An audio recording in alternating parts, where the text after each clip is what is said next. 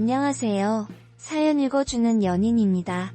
오늘의 사연은 시댁에 시자만 들어가도 뒤로 넘어가는 며느리라는 사연입니다. 안녕하세요. 올해 70세 된 시어머니입니다. 저는 아들 하나 딸 둘이 있어요. 딸들은 진즉 시집 보냈고 벌써 외손주들도 5이나 봤습니다. 아들은 40이 넘은 후에 장가를 가게 되었어요. 저희 아들은 부족한 형편에서도 공부를 곧 잘해 과외 학번 학원 한 번 안 보냈는데도 명문대에 턱하니 진학해서 효도했습니다. 그 어렵다는 물리학과에 들어가서 교수 추천을 받아 미국으로 장학생으로 유학을 갔고 10여 년의 공부 끝에 귀국하여 유명대학 교수로 부임받았지요. 딸들이 속상할 만큼 전 아들을 끔찍하게 대했습니다. 남편이랑은 성격 문제로 일찍 이혼하니 그저 잘난 우리 아들만 바라보게 되더군요. 아들은 어느 날 제게 결혼할 여자가 있다며 데려왔습니다. 아들이 교수인지가 명맥 있는 집안 여식들 앞다퉈 선자리가 들어왔는데 다 싫다 하고 대학 때부터 사귄 10년이나 기다려준 여자친구랑 결혼하겠다 했네요. 예비 며느리는 아들이랑 42살로 동갑이었습니다. 적지 않은 나이라 이세 때문에 걱정이었으나 아들이 좋다고 하니 아무 소리 안 하고 결혼시켰네요. 상견례 자리에서 며느라기 부모님을 배웠습니다. 저희 아들이 교수라니깐 기대가 크신 것 같더라고요. 아들은 며느라기랑 소소하게 시작한다며 살던 15평짜리 빌라에서 시작한다고 했는데 처갓집에선 자기네들이 돈 보태줄 테니 모자른 건 사위 이름으로 대출받아 아파트 가길 바라는 거 제가 어깃장을 냈네요. 아니, 우리 아들이 아직 사회초년생인데 벌써 집 대출을 받게 하는 건 안 됩니다. 그저 조금씩 돈 벌어서 애들끼리 살라 두세요. 구닥다리 같아 보이겠지만 제가 빚 무서운 줄 아는 노인네라 그런지 아무리 주택대출이라도 아들에게 빚 지우는 건 싫었습니다. 결국 아들은 제 말 듣고 며느리와 잘 상의해서 빌라로 갔네요. 결혼식 날 며느리는 제게 섭섭했던지 저와 눈도 안 마주치더라고요. 도망가고 피하기 바빴습니다. 눈치챈 아들은 며느리가 원래 낯가림이 심한 성격이니 이해달라 하네요. 하지만 전 신부 대기실에서 안사돈과 며느리의 실체를 알게 되었습니다. 교수랑 결혼한다고 친구들한테 자랑 그렇게 해놨는데 15평짜리 빌라가 뭐냐고. 아니, 집 대출 좀 받는 게 그렇게 대수야? 우리가 사는 집을 왜 시자가 간섭을 하냐고 간섭을 하긴. 좀만 수틀리면 그냥 이혼한다 해. 그 잘난 교수 아들 이혼남 만들기 싫음 노인네가 행동거지 똑바로 하겠지. 시누이란 것들이나 시엄마란 거나 네 남편 등의 빨대 못 걷게 초장에 잘 잡아야 돼. 똑똑히 굴어. 이거 다 결혼식 앞에 두고 친정엄마란 인간이 저게 딸한테 할 소리입니까? 제가 언제 우리 딸들이랑 같이 아들 빨대 꼽는답니까? 대가리에 똥만 차서 에라이 썩을 것들. 실순 노인네라 니깍들이 아주 우습게 봤구나. 저는 그대로 신부 대기실로 들어가 며느리 잡아 끌며 당장 이 결혼 못한다 했습니다. 너 사람 잘못 봤다. 이 천인 공노할 인간들아. 고적집 때문에 앙심 품는 며느리나 수틀리면 이혼으로 남편 협박하라고 가르치는 장모나 과연 그 애미의 그 딸이구나. 니네들한테 귀한 우리 새끼 못 준다 하며 예식장 떠나가라 난리를 쳤네요. 장모가 울고불고 같이 싹싹 빌어 제발 노여움 푸시라 하더군요. 며느리는지 엄마 싹싹 비는 걸 가만 보고 있다가 미동 없이 죄송합니다. 말합니다. 영 봐도 반성의 기미가 안 보였지만 어쩌겠습니까? 지도 교수님들 오셨다는 아들이 발을 동동 굴리는 통에 저 때문에 파토 낼 뻔했던 결혼식. 겨우식 진행되었습니다. 신혼여행 다녀와서 인사하는데 엎드려 절 받기도 아니고 며느리는 절 보는 표정이 썩 좋질 않았네요.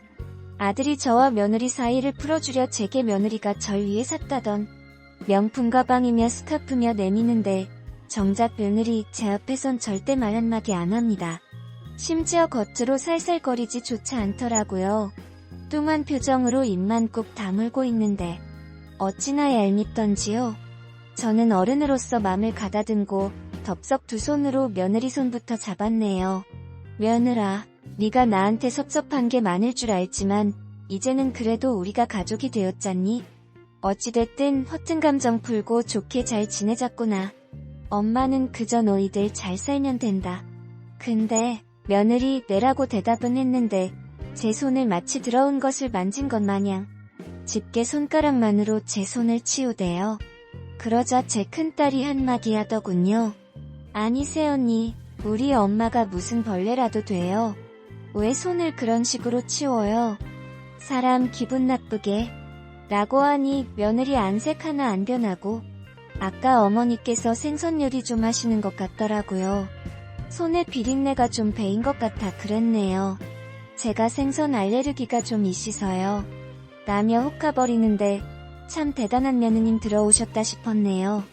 제 딸들은 그때부터 새언니 사람 취급 안 하더군요. 하지만 며느리도 만만찮았습니다. 가족 모임이 있을 때도 기념일이 있을 때도 말 한마디 안 하더군요. 뭘 무리도 당최 대꾸를 안 해요. 한마디로 무시하겠다 이거죠. 딸들은 앞으로 오빠만 부르지 새언니는 부르지 말라 했습니다. 말도 안 하고 똥 씹은 표정으로 있는데 좋은 기분 다 망친다고요. 저는 안 부를 순 없고 며느리한테 선택권을 주있네요. 며느라, 가족 행사가 많이 불편하면 굳이 안 와도 된단다. 힘들게 와서 그렇게 무서운 표정하고 있으면 가족들도 어려우니 내가 하고 싶은 대로 하거라.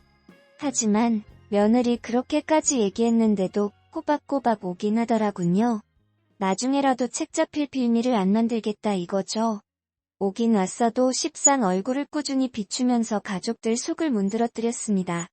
그러던 중 며느리가 아이를 갖게 되었습니다. 며느리 나이 43살이었어요. 나이가 많아 쉬위에 들어서기 힘들 거라 생각했는데 부부금슬이 좋았는지 금방 들어섰더라고요. 저들끼리 잘 살라며 아들네랑 왕래도 연락도 없었지만 그날만큼은 며느리 예쁘다 하고 싶어 길을 나섰습니다. 연락을 계속했는데도 자꾸 전화가 끊어져 무슨 일이 생겼나 걱정됐을 때쯤 머리가 핑하고 어지럽더군요. 제가 당뇨가 좀 있었는데 혈당 조절을 잘 못했는지 길거리에서 의식을 잃고 쓰러지게 되었습니다. 눈을 뜨자 병원이었네요. 딸 말을 듣자니 제가 의식을 잃고 심폐소생술까지 해서 숨이 돌아왔다 하더군요. 위험했다고 합니다. 손주들까지 딸들 내외며 아들까지 다 왔는데 며느리만 안 보이더라고요. 딸들은 새언니 어쩜 엄마가 쓰러졌는데도 콩빼기도 안 보이냐고 하는데 저는 임신 초기이니 무리하면 안 된다고 잘했다 했습니다. 아들은 엄마한테 미안하다며 울더군요. 엄마 미안해. 아마 임신이 아니었어도 안 왔을 거야. 결혼 전에 그냥 각자 부모한테 알아서 잘하기로 했거든. 그냥 며느리 생각하지 말고 나만 봐 엄마. 아들의 말 그대로입니다. 서로 부모 챙기는 것 같고 스트레스 주지 말라 했답니다. 그래야 결혼 생활이 평탄하고 오래 갈 것 같다면서요. 아예 결혼계약서를 썼다고 하더군요. 요새 신식 세대들이 결혼계약서 작성한단 소리 들어보긴 했는데 우리 아들이 그럴 줄은 몰랐네요. 참 답답하더라고요. 며느리는 제가 입원하는 열흘 동안 찾아오기는커녕 전화 한 통이 없었습니다. 딸들은 분개해하며 돌아가며 며느리한테 전화를 걸었지만 다 수신 차단 당했다고 하네요. 알고 보니 저 역시 수신 차단 당했던 겁니다. 어쩐지 전화가 연결이 안 된다 하더니 그래도 저는 새언니 임신 초기라 예민할 텐데 스트레스 주지 말라며 딸들에게 잘 타일렀습니다. 임신 기간 내내 며느리하곤 연락 자체가 없었습니다. 바야흐로 시간이 흘러 손주를 낳았다는 소식도 아들한테 들었어요. 우리 손주 보고픈 기쁜 맘에 찾아간다 했더니 며느리 단도직입적으로 자기 산후에 스트레스 받는다며 안 왔으면 좋겠다고 했답니다.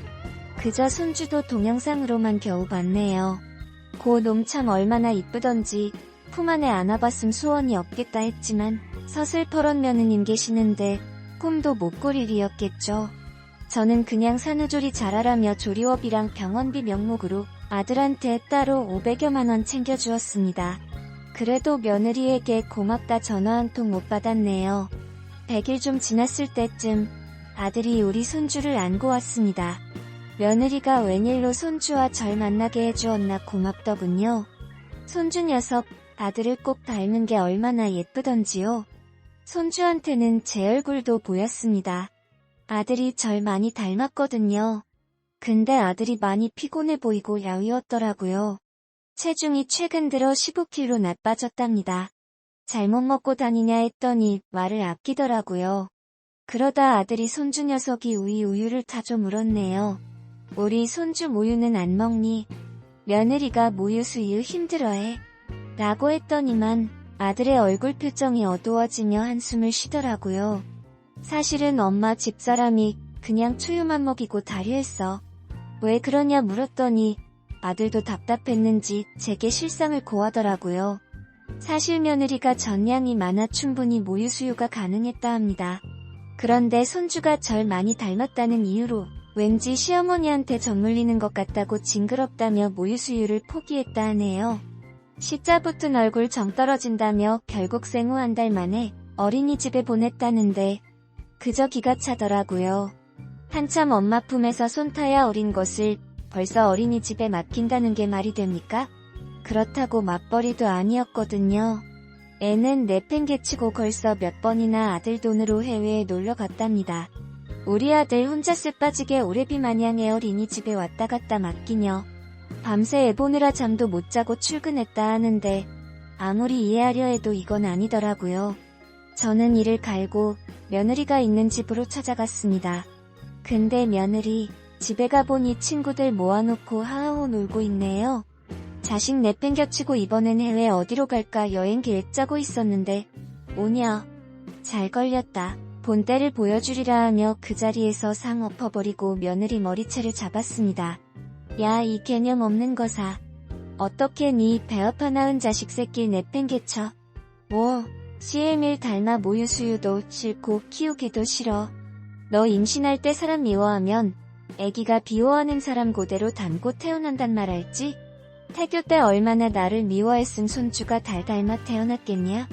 애는 도대체 뭔 죄며 내가 도대체 너한테 뭘 그리 잘 못했든 너 맘 편하라고 연락 한번 제대로 안 했는데 대체 나한테 무슨 억하심정이 있어서 그러는 게야? 제가 며느리를 몰아세우자 며느리 그 산만한 등치로 절 밀치로 악을 지르네요. 이러니까 시자가 싫어요. 그냥 시자만 들면 솔름 돋는다고요. 차라리 남편이 형제도 없고 부모도 없는 고아였으면 좋겠어요. 시자인 것들 다 없어져 버렸으면 좋겠다고요. 라고 하는데 아들이 그 순하고 착한 우리 아들이 며느리의 뺨을 쳤습니다.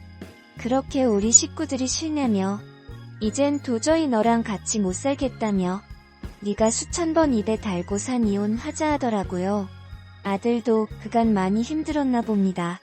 며느리 아들한테 되려 억울한 듯 울고불고 난리쳤습니다. 그래 이혼해. 너 여기 내 친구들이 다 증인이야. 너네 엄마랑 너 둘 다 폭력 휘두른 걸고 고소할 거고 가정폭력범으로 대학 강단 다시 못 서게 할 줄 알아. 위자료나 단단히 준비해둬. 라며 이 잡아먹어도 시원치 않을 것이 협박까지 하는데 저는 막장까지 왔으니 이젠 될 대로 되란 식으로 며느리에게 달려들어 보니 풀릴 때까지 좁혀놨네요. 저 늙어도 아직 안 죽었습니다. 고 참 얼마나 시원하던지. 하지만 한편으론 씁쓸했답니다. 요새 능력 있는 고아가 최고 신앙감이라던데 며느리 행동을 보니 현실이 실감나더이다. 아들은 며느리랑 결국 협의가 잘 안 되어 이혼 소송까지 가기로 했고 제가 손주 봐주면서 저랑 당분간 같이 살기로 했어요. 그 이후로 며느리는 대학에 가정폭력범이라고 투서까지 넣었다고 하는데 다행히 아들의 평소 상품을 잘 아는 교수님들 덕분에 오히려 며느리가 명예훼손으로 엮고소 당했다네요. 아들은 당분간 여자라면 보기도 싫답니다.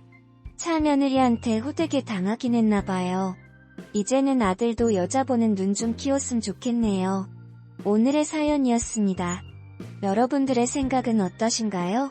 여러분들의 생각을 댓글로 남겨주세요. 감사합니다.